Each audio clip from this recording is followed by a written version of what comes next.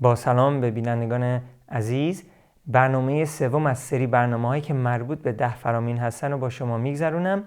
این فرمان شما میتونید در کتاب خروج فصل 20 آیه 7 پیدا بکنید.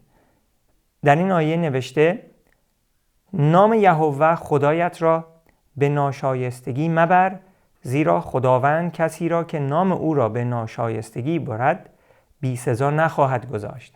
عزیزان، همونجوری که ملاحظه میکنین در این دورانی که ما الان در زندگی میکنیم، مردم بی تفاوت شدن، اهمیت دیگه نمیدن به چیزهایی که مقدس و مبارک هست. حتی در خانواده اعضای خانواده به همدیگه بی احترامی میکنن.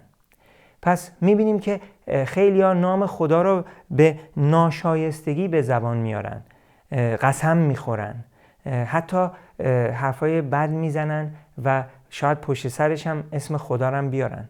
اینا همه گناهه.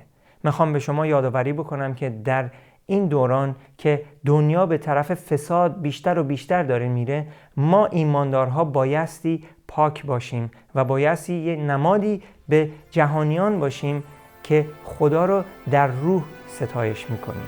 امیدوارم که ما بتونیم همیشه موفق باشیم و نام مسیح رو جلال بدیم.